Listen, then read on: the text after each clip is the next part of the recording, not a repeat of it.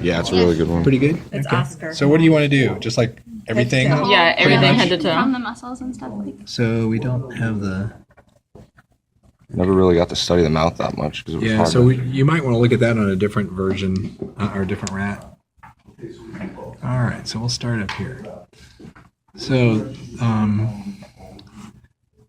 here you've got some remains of the thymus gland, right? That lies over the trachea. Is it usually like a butterfly? I usually think of it as being triangular. Okay. So this is obviously trachea. You can see the cartilaginous C-rings that help to support it and keep it open. So you're normally going to see that looking nice and rounded. On the other hand, the tube that is deep to that, or in this case, dorsal to that, is going to be the esophagus, which of course is the tube through which food is going to pass to the stomach next. And so that's pretty easy to see here. Here you've got, There's a finer one if you want. for the most part, I'm pretty okay with this. So then you've got right and left common carotid arteries, right and left anterior vena cava. Obviously, this is heart.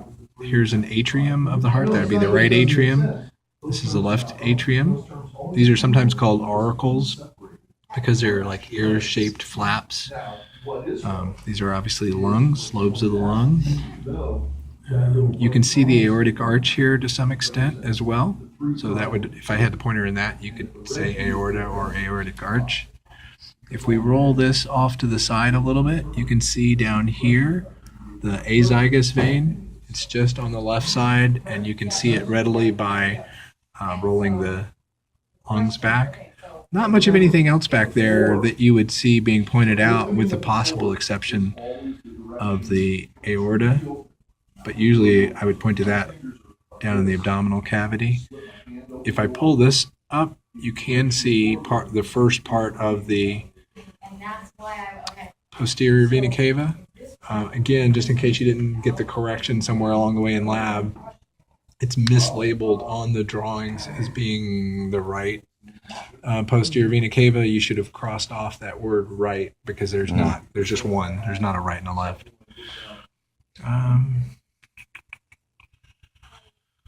Lobes of the liver, obviously. Stomach. Here's some mesentery. Lots of mesentery with fat involved in it. And there's a certain name for the mesentery and the organs, right? This one that is present here, hanging off the posterior margin of the stomach, is the greater omentum. It's not a name you have to know. Mesentery is sufficient for my purposes. Yeah. This is spleen over here. Back here is kidney. We'll get to some of the posterior body wall in just a minute. If we look up here, you've got this glandular tissue that's kind of diffuse and spread out all the way over to the intestine. That's pancreas. The first portion of the small intestine coming out of the stomach is the duodenum or duodenum, either term or either pronunciation. If we look down here, we've got this pouch-like structure that you can see. And if we spread it out a little bit, it's really obviously a pouch. It's not just a tube. Yeah. Right? And so once we have it like that, so that's all cecum. And so going into the cecum are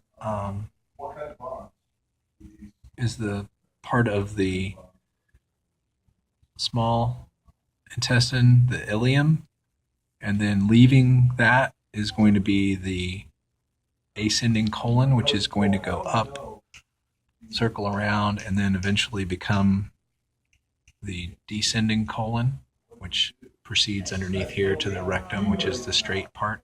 That's descending colon. As far as the jejunum goes, if I had all this tangle of stuff stretched out, somewhere in the middle is basically where jejunum is. So the large majority of the length is either jejunum or ileum. The ileum is the part that connects directly to the cecum, thus the ileocecal valve that you may have heard about. The duodenum or duodenum in these rats is only like 2 or maybe 3 centimeters long. So the only place I'm going to point to that is going to be really close to the stomach. the only place I normally would point to the ilium would be really close to the cecum. And so somewhere in the middle is going to be jejunum. So if we look down here, Renal. Up there. got the kidneys with the renal veins draining the kidneys. So this would be the left renal vein. And up here, of course, is the right kidney. And you can see a real short stub of right renal vein that's there. This main vessel that's blue